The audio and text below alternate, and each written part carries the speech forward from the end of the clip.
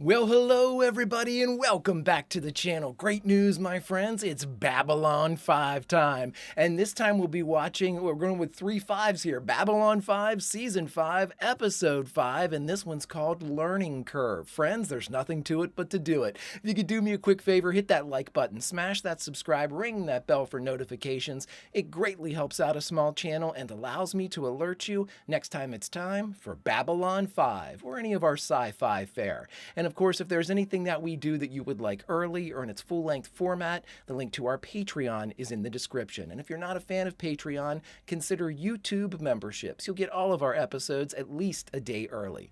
But my dear friends, all that is then and this is now. And what is now? Now it's time for Learning Curve, the 5th episode of the 5th and final season of the one and only Babylon 5. Prepare to engage maximum warp reaction.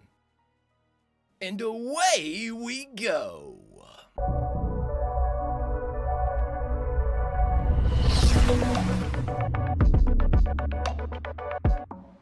As fluid as thought itself. Linear? Is as this invisible training? as the night. Apologies, Master, but how can we reach a state of meditation when... You're talking. Because you're listening to the voice, and not the thoughts behind it. Anyone can meditate in silence. That is hardly a challenge worthy of a ranger. Was this guy the original emperor for the Centauri? I would hardly say sitting and thinking is a challenge. True, you do seem to have the sitting part down to an art, so I think it is. we'll worry about thinking once we've cleared away all that warrior caste nonsense. No thinking. Nonsense, Sectorval? Apologies. The choice of words Was unfortunate. untimely, Zach Duval. There you go. She's asked for me to come and to bring one other along. And you have chosen me. I'm honored. It's not you. Everyone else was busy. No, okay, it is him. And why should I keep this joy to myself? I choose to share you with the universe. Valen, help them all. Huh. Tania, you were supposed to be listening only to your inner voice. I was, Master. My inner voice was smiling. No one has an inner voice that smiles. I do. I do.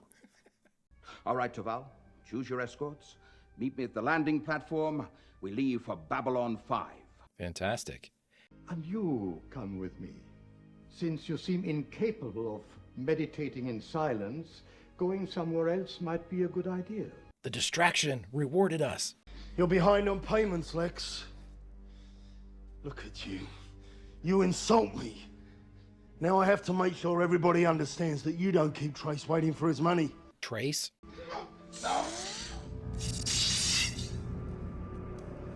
Leave the body where they'll find it. I want everyone to know there's a new power in town. Because from now on, Babylon 5 belongs to me. Okay. Buddy, we're in the credits, everyone. You are in a long and not very distinguished line of thug-level criminals that we've had on Babylon 5. They are known for two things. One, a questionable acting ability, and two, failure. So this guy seems fine. It's kind of a running joke with us to talk about how the crooks and thugs are not necessarily up to the same level as everybody else, but at the same time, who can be? This is interesting. So we're going to have another underworld power. Okay. I'm sure Zach can handle it, but Mike's still around. I did want to say the actress that plays Lockley, Tracy Scoggins, I remember her from Highlander, the TV series. I was trying to place where I knew her from.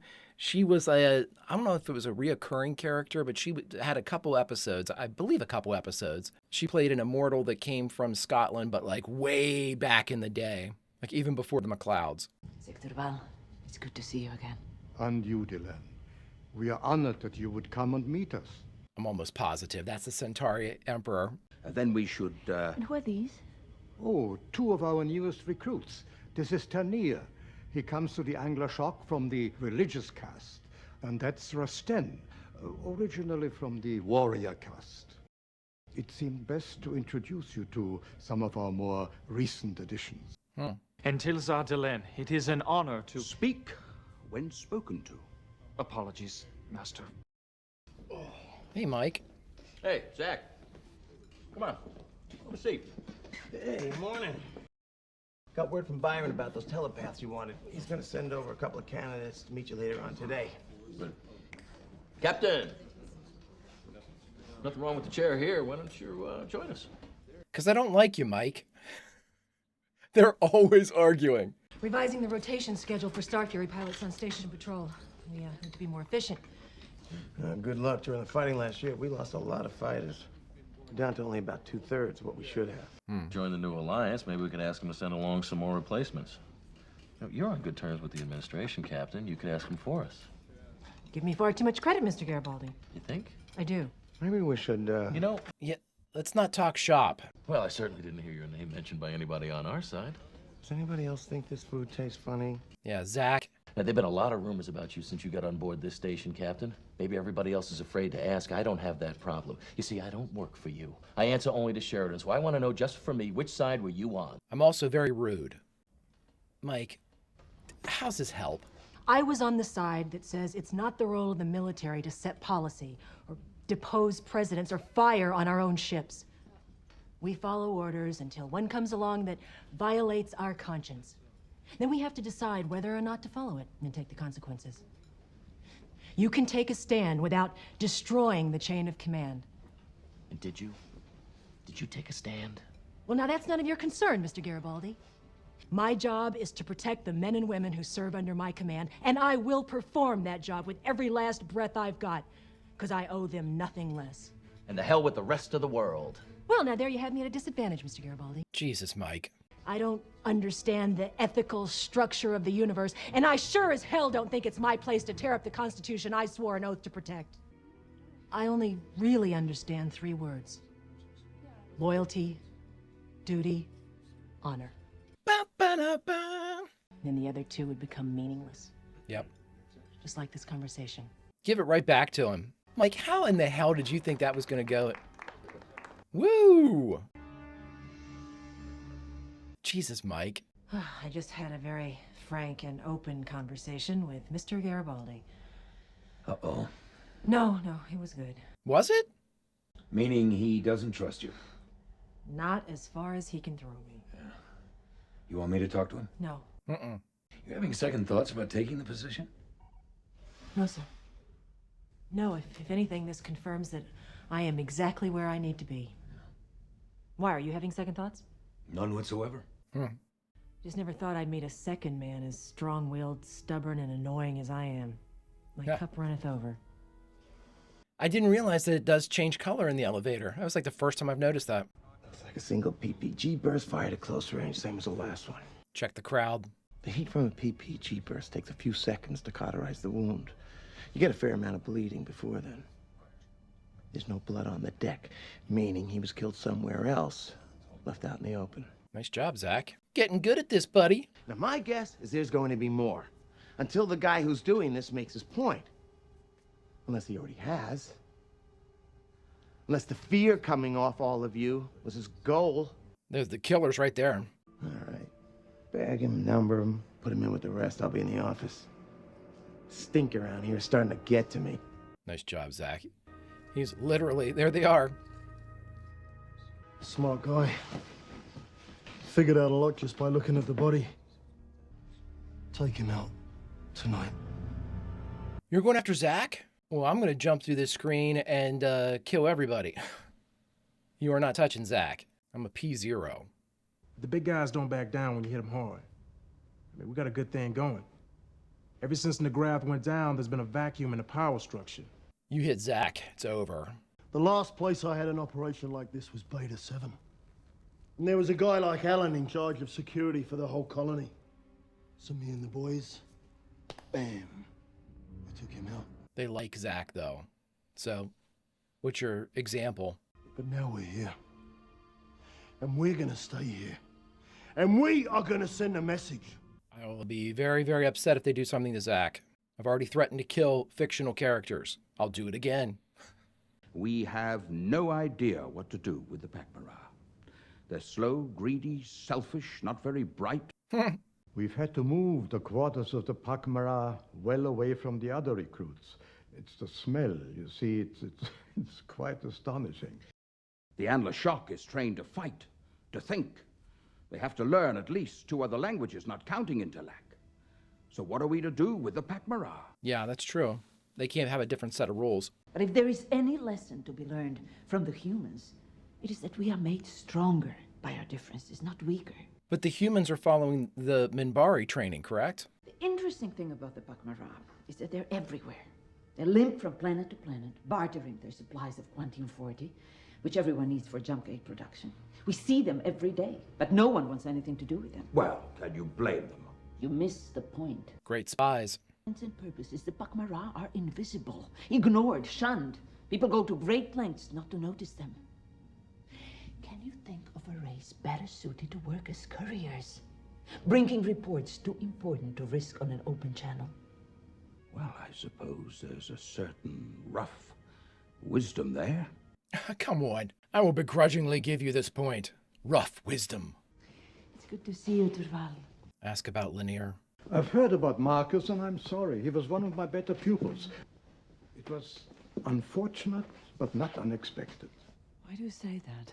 He joined the Anla Shock for the wrong reasons. His brother. Over the death of his brother. He wasn't looking for a way to serve. He was seeking a way to atone. You're free to explore the station. Once you complete your training, you'll be here frequently. So, may as well get acquainted now as later. Yeah, familiarize yourself. Lanier's there for the wrong reasons. He knows it. He's training much harder than he should. He's taking on too much, pushing himself to the limit in combat training. Sometimes he's reckless. I wonder if he's trying to prove something. Maybe to me, maybe to himself, maybe to someone else. He sussed it out. Watch him for me, Durval. If he continues in this way, let me know. Of course. And if you should ever need somebody to talk to, Delenn, I hope you remember your old teacher from time to time. I figure on creating several teams which will maximize flexibility and guarantee that none of you gets used any more than you should. I know this kind of work is a strain, and I don't want anyone to feel overburdened. Any questions? Well, the one guy doesn't talk. What we've been told. Oh, next time, try to contain your enthusiasm for the job. Mike's just picking fights left and right, isn't he? Hey, listen, need a favor. Shoot. I need you to pull a security jacket on Captain Lockley, see what's inside. No, what? Personal and classified. And? Oh, come on, Mike. But did it ever occur to you that just because somebody doesn't agree with you, that doesn't mean they're the enemy? No. Look, there's something that she's not telling us, Zach. Why would Sheridan hire somebody who's on the wrong side of the war to run this place? Why? How does he know he can even trust her? He barely... You're questioning Sheridan. Okay. All right, tell her I'll meet her in the access way to Brown 6. It's pretty deserted this time of day. Security out. Gotta go. What about Mike? I'll think about it. Zach, be careful, dude. Oh, Jesus. Do not... Oh, my God. I was worrying about our two techs, Bo and Mac, and now I'm worried about Zach. Are you kidding me? Hey, you sent the message? Yeah. Yeah, I sent it. He'll be here in a few minutes. Good. Right, we've got to find Wait, a you place. promised me. You promised me money for a ticket home. Been stuck here so long, and you promised me. Yeah, there you go. Transport leaves in 30 minutes. Beat it. Beat it. Wait, you said you were just gonna scare him into leaving you alone. You didn't say anything about killing anyone. Well... Bye-bye. No, I can't. I can't go along with this. They're gonna kill you too, hun. Let me go! No! Guys. Someone's in trouble. It's not our problem. Remember, he's warrior cast. We shouldn't get involved in things like this. They will only compromise our mission. Our mission is to save life. Now let go. Dude, support him or he's gonna die. No! Stop! Let me go! You had your chance. No! Oh.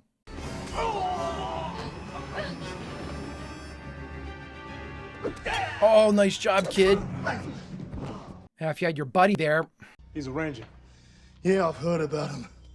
Some kind of police force, right? No. We wanted to make a statement to the authorities.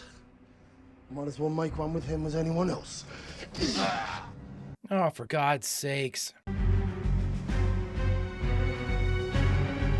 I'm sure they killed him. Oh no, he's still alive? How badly is he hurt? Bad. If he were human, he'd be dead right now. I should have gone with him. Did he say anything before he lost consciousness? Just that his attackers were human, and that they were making a statement about who runs things around here. See to it he lives, Doctor. Make him well enough to stand. We will do the rest. Mora dum. What's that mean? What does that mean, Mora dum? It refers to a part of Ranger training. It means the application of terror. Ooh, terror's a language unto itself, right? Well, if he can't remember the details, we can have a telepath jog his memory, or... No. We have the information, but we will attend to it ourselves. Uh-oh. Rangers are required to deal with such things themselves without resorting to outside intervention. Delenn, this is a matter of internal security. I would hardly refer to it as outside intervention. You can't go vigilante here. Under the new constitution, the Anlashok are above local security and police forces, yours included. You're pulling rank. Yep.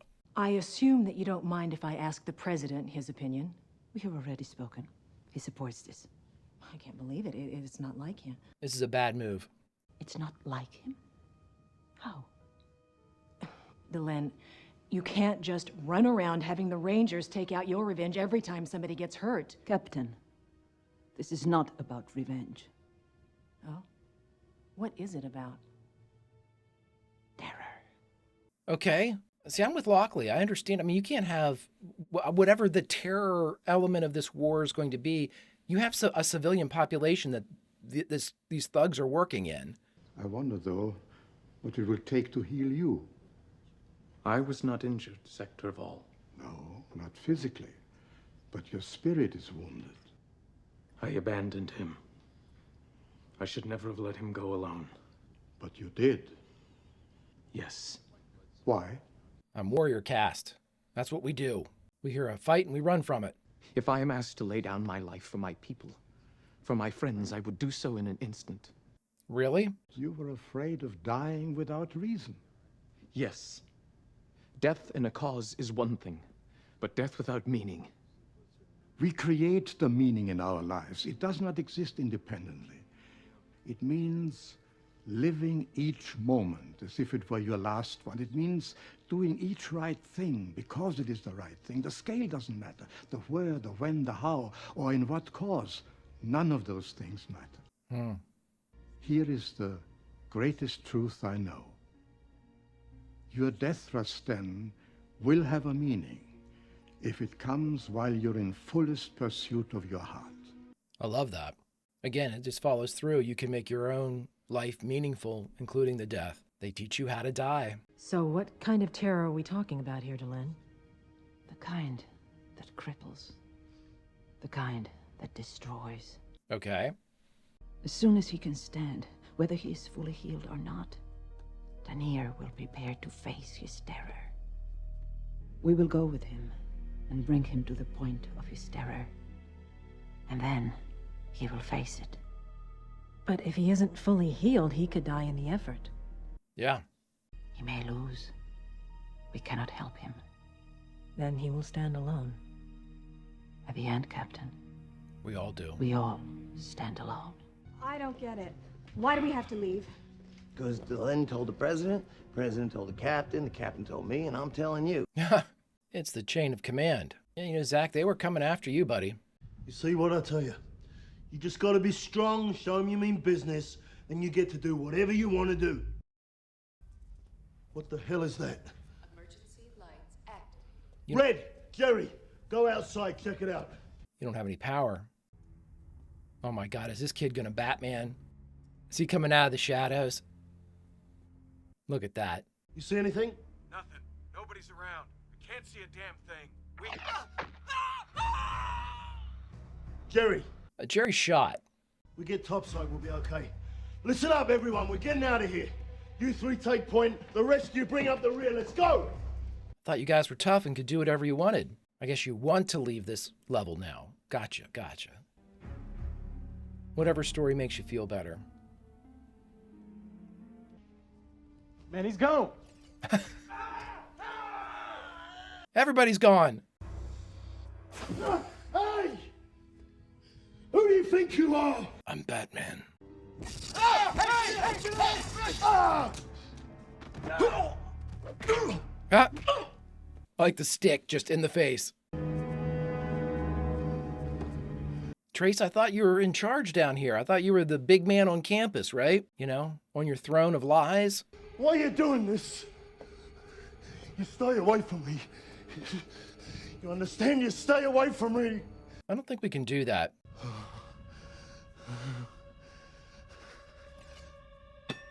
Pick it up. I'm gonna beat the dog shit out of you, but pick that up. Because I'm not trying to use one of these things.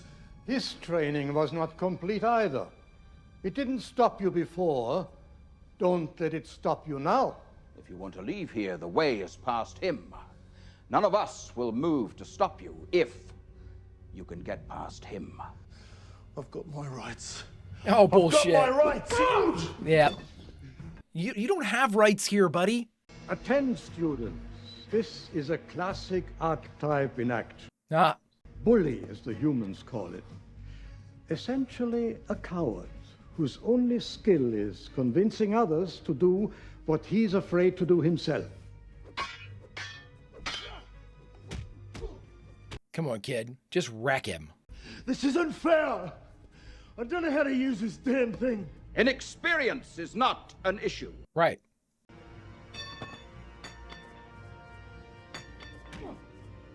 Nah, kid, don't lower yourself to... He's gonna... There you go. The palm strikes are great. Where is your fear now, Tania?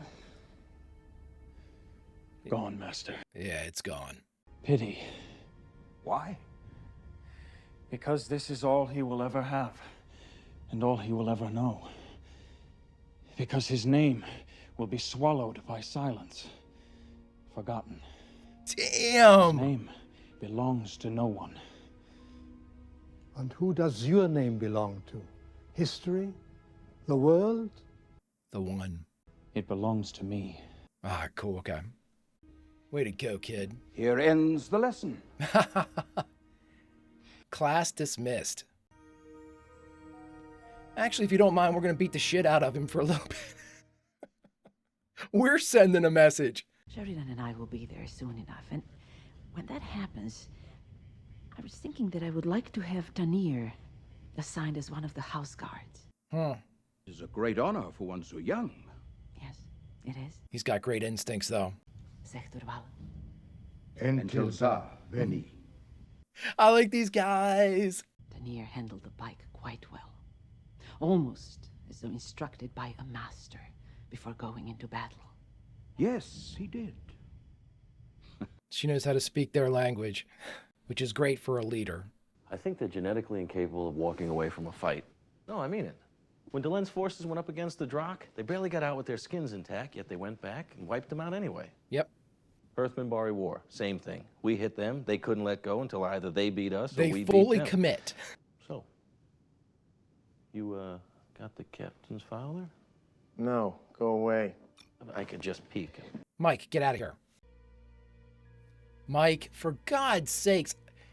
Oh, this is hypocrite Mike that I get so pissed at. I spoke to the captain today. At one point, she said she couldn't believe that you would authorize the Moradum. She said, it's not like you. What did you mean by that, John? I'm going to pretend that you were going to tell me this sooner or later. I was just looking for the right time. John, you did not have a relationship with her. Are you all right? I think so. Yeah, she seems okay. It will just take some getting used to. Like this flat bed. I can't stand it. All right, they're not going to let us know, so we get to speculate. All right, that's fine. That's fine, JMS. All right, everybody, we just finished watching Learning Curve, the 5th episode of the 5th season of the one and only Babylon 5, and the only thing left to do is talk about it. All right, everybody, we just finished 555, Babylon 5's 5th season's 5th episode, Learning Curve. Friends, a lot of you kind of told me about this, that season 5 has some similarities to season 1, and I absolutely loved season 1. And again, there are many things, and I'll be fully honest here, there are many things about season 1 that I liked more than some of our more air quote action-packed seasons like 3 and 4. And the only reason for that is we received so much information about the world. And I mean, I'm thinking everything from like the techno mages to the soul hunters. I mean, just, Ironheart, all of these different stories that came in, all of these different elements. And while we now have several seasons under our belts and we've had this world built up around us expertly by JMS, now we're getting some more of these slice of life ones. A View from the Gallery with Bo and Mac, and now we have this one, Learning Curve, where think about this. So many of our episodes that we've had, especially the last 2 in particular, 4 and 5, we have had a focus that is drawn away from our principles. Absolutely, the principles have been present, but like John, Delenn more so in this one, they have not taken major roles in the episode, though. They're usually playing second fiddle to somebody else. And I do not think that is a bad thing at all. In fact, I think that at this point in it, we already know who John Sheridan is. We know enough about Delenn and about all of our Lockley, the only exception. But of course, they're going to play up the mystery. We'll get to that. But now they're kind of fleshing out some other things that we have questions about. Placing Lanier inside the Ranger program was a great idea, especially if you're going to start having these types of things happen. They're letting us know that the Rangers are expanding, and then we get a slice of life episode about the Rangers, about what to expect in a day in the life of a Ranger. And our guy heard trouble, and he wasn't from the Warrior. I give the Warrior cast a tremendous amount of shit, but at the same time, JMS wrote the Warrior cast this way. They are the exact opposite of their name. They are always looking for a way out of the fight. And again, it's not fair to do that to everybody that was in the Warrior cast, obviously, but JMS does that a lot. He does it quite a bit and reinforces. Let me put it to you like this. Our 2 guys who are Ranger novices that were brought along on all of this, we didn't need to know where they were from. We didn't need to know if they were worker caste or warrior caste or religious caste. We didn't need to know where they originally were stationed, because now they're Rangers. But they made sure, JMS made sure, that we knew where they started. Our religious cast, kid gets his ass kicked, comes back and handles business. Our warrior cast, again, questioning their self-involvement in all of this, running, not involved in the fight, kind of feeling guilty about not being in the fight. I mean, any chance JMS gets, he reinforces that. So I have to take note of it, and I have to give the Warrior cast shit. JMS is telling me to do this, friends. Who am I to argue? But no, in all honesty, I love watching episodes like this because we learn so much that we don't know that we learned. You know what I mean? We had this whole thing with the Rangers sort of reinforced.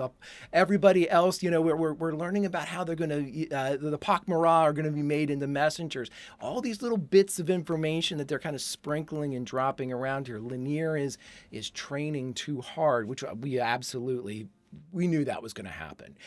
But again, we see all of these things that are going on inside Babylon 5 acting as the backdrop to tell this story of the Rangers and tell this story. Really, a lot of this is also giving us an understanding of the rulership or the leadership hierarchy that's on Babylon 5 now. I did not like that Delenn basically went to Lockley and was like, we'll handle this. You know it. Don't ask me any more questions. She said, you're pulling rank. Well, we've been recognized as we don't have to fall under local police authority or anything like that. That is a very undiplomatic way of making this situation work.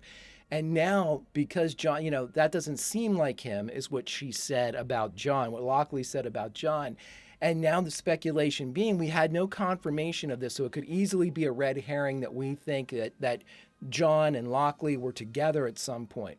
However, why would Delenn be upset by anything other than that revelation?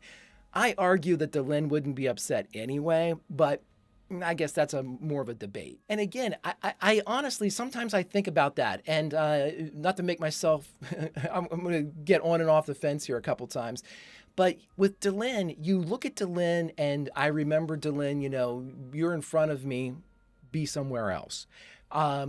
Coming back and just absolutely kicking ass, just being the badass that we know that she is. It's like you don't want to expect her to have jealousy, right? And it's almost like JMS, if this is and truly the way that they're going to go with this, it's almost like JMS saying, yeah, Delenn's close to perfect. She's not perfect. Nobody is. And maybe she does suffer from jealousy. Maybe this is the first time she's suffered from jealousy because this is the first time she's truly been in love with somebody, And now with John in play and the idea that I can understand where psychologically you could absolutely reinforce this type of feeling. Again, if we're going with the idea that Lockley and John had something in the past, Delenn is coming into this from a state of destabilization. You know what I mean? Because one, it's only been a couple years since she took this massive transformation to make herself more human presenting as part of, away from the Minbari, closer to human, to act as this bridge between the two races. So again, she's kind of placed in this bubble, or this again, a definition of the other. Minbari, she's other than that. Human, she's other than that. So she's something unique, which is, again, something that she probably, it's an identity thing that she has to kind of struggle to, she's not even sure of it herself yet. You know what I mean? That could definitely put some destabilization in her own mindset for her own kind of self-definition. So if she's working from that kind of point of weakness, jealousy is definitely something that could compromise that. She sees John and her union as being one of the tenets, one of her kind of tent poles right now. If she thinks that could go away, or it has been weakened or lessened somehow by history or by the present, that jealousy seems like a natural kind of symptom of all of this. I don't know, though. I always think of Delenn as being above those two, the idea of like a petty jealousy. Not that it's petty. I mean, it could be full blown, but jealousy is a weakness that I just don't necessarily think Delenn would have. But if JMS thinks she should have it, again, who am I to say? And to be very, very fair, we've never seen this type of situation that I can remember where, we saw her hurt when Anna came back, but we didn't necessarily see her jealous. And that could be playing into it too.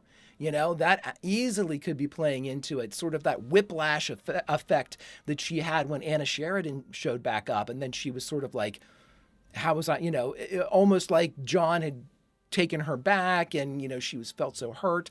It could be something like that. It could be, again, JMS never forgets anything he does with his characters. So for him, this is just a build for Delenn. She hides it well, but JMS knows her soul. So again, I guess we're just going to have to wait and see, but we'll put a pin in that because, again, that's why I love episodes like this.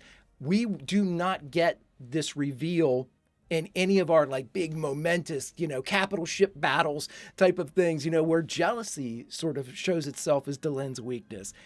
It's it can only truly happen in an episode like this, where she's surrounded by people that are supporting her, by people that are saying, you're in charge, you should be closer to Minbar, we love you, she loves them, they respect her, she respects them. And then you're in a situation where this weakness, this cancer of jealousy starts to creep in, and she can't stop it. I don't know. I think I've talked myself into wanting her to experience this just so we can see it, one, written out by JMS, and two, played out. Because one thing we know for sure, if there's a performance and we are going after this performance, Mira is going to absolutely knock it out of the park, whether you're asking her to be a badass or suffer from jealousy. I think we can expect only excellence from our cast. But as always, it's just another day on the beautiful Babylon 5. Friends, if you could do me a favor, hit that like button, smash that subscribe, ring that bell for notifications. It greatly helps out a small channel and allows me to alert you next time it's time for Babylon 5 or any of our sci-fi fare. And of course, if there's anything that we do that you would like early or in its full-length format, the link to our Patreon is in the description. If you're not a fan of Patreon, consider YouTube memberships. You'll get all of our episodes at least a day early. But my dear, dear friends, all that is then and this is now, and now, unfortunately, it's time for us to say goodbye from this episode of Babylon 5, the 5th episode of the 5th season, Learning Curve. But where should we say goodbye from? Because as always, we are the Greek chorus. JMS started telling the story so many decades ago. So many of you picked up the mantle soon after that. And now it comes time for the rest of us to join in that struggle and find more audience members, find people that haven't seen Babylon 5 before, and ask them the question, would you like to hear the greatest story ever told?